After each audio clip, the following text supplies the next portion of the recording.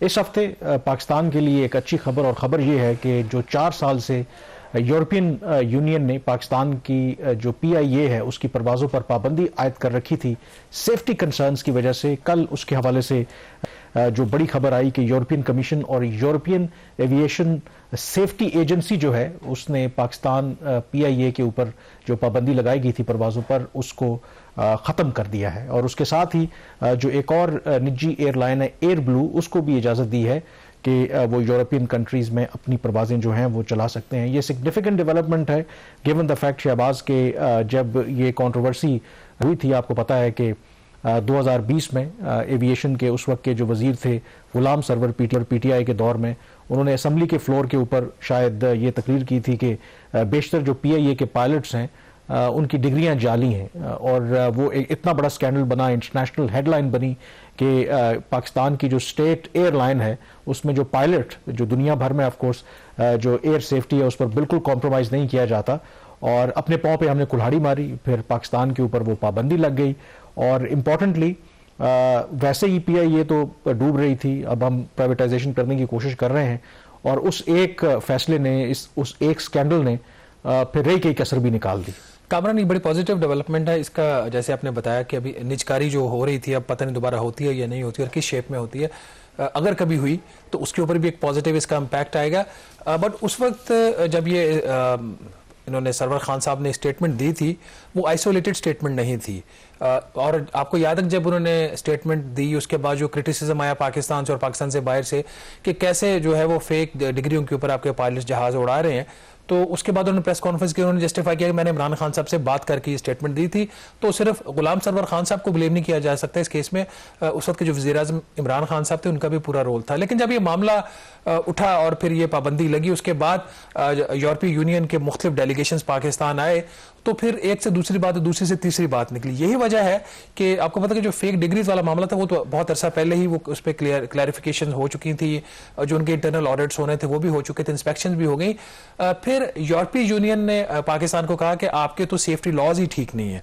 और फिर EU के कहने के ऊपर हमने एक नए कवानीन पास किए, सिविल एविएशन अथॉरिटी जो है उसको अलहदा किया, पाकिस्तान एयरपोर्ट्स अथॉरिटी एक नई अथॉरिटी बनाई गई, नया कानून पास हुआ, और अभी भी ये जो पाबंदी उठाएगी, ऑल दो इसका ख्वाजा से बड़ा क्रेडिट ले रहे हैं कि एविएशन मिनिस्ट्री ने बड़ा काम किया इसके ऊपर। जो PDM-1 की गवर्नमेंट थी उसका काफी इस पे रोल था, और जो आखिरी दिनों में एक बड़ी एक वो होलसेल मैंने उन्हें सुना, उन्होंने कहा कि 3 सालों की जो मेहनत थी, 3 सालों की जो एफर्ट है ये ओवरनाइट नहीं हुआ। पर वो उस वक्त जो एक होलसेल लेजिस्लेशन हुई थी उसमें ये वाले कवानीन भी पास हुए, और उस वक्त के वजीर खजाना ने मुझे बताया कि जी सितंबर 2023 तक ये पाबंदी उठ जाएगी। नहीं उठी, फिर मई 2024 की डेडलाइन, और जो इन्वेस्टर थे, जो प्रोस्पेक्टर अभी जो PIA की प्राइवेटाइजेशन की फेल्ड अटेम्प्ट थी उसमें उनको ये मई का बताया गया, लेकिन वो नहीं हो सका, उसका एक नेगेटिव इंपैक्ट है। Hopefully it's a positive development, और लेकिन सवाल यहाँ पे ये खड़ा होता है कि ठीक है पाबंदी तो उठ गई, जहाज हैं हमारे पास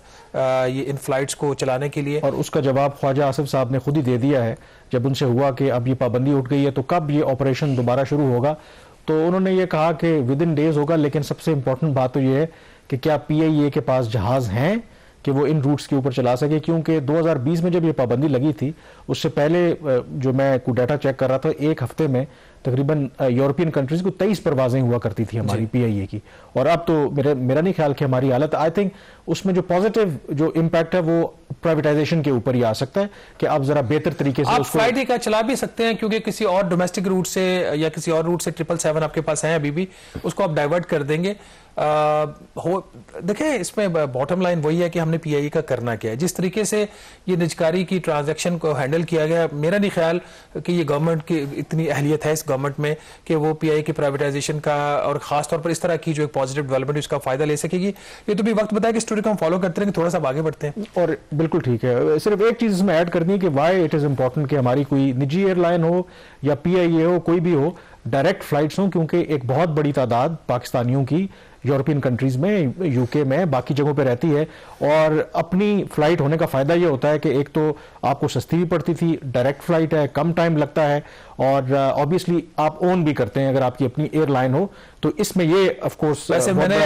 इंटरनेशनल ट्रैवल में आज तक मैं प्रोग्राम से पहले भी आपको बता रहा था, एक ही दफा सफर किया PIA से दुबई से इस्लामाबाद का, और मेरा कोई अच्छा एक्सपीरियंस नहीं था। इवन कि फ्लाइट सेफ्टी के बड़े सीरियस कंसर्न्स हैं। तो इसी वजह से तो मेरे ख्याल में पाबंदी लगी है ना। और अब जब ख्वाजा आसिफ साहब ने ये भी कहा कि एयर ब्लू को मिला है, एक दो और भी प्राइवेट एयरलाइंस हैं जो इन प्रोसेस हैं और उनको भी ये एनओसी मिल जाएगा, तो ये पॉजिटिव चीज है। पॉजिटिव चीज है। एक जो ये है कि हमारे जहाजों का तो मसला है, जो आप कभी जितने भी आपको डोमेस्टिक इंटरनेशनल ट्रैवल का मौका मिला है, पीआई के पायलट्स की जो लैंडिंग और टेक ऑफ है ना, वो बड़ी स्मूथ है, अनलाइक वेस्टर्न और यूरोपियन। मैंने आपको भी इत्तेफाक बिल्कुल इत्तेफाक ये हमारे पायलट्स का मसला नहीं है, हमारी मैनेजमेंट का मसला है।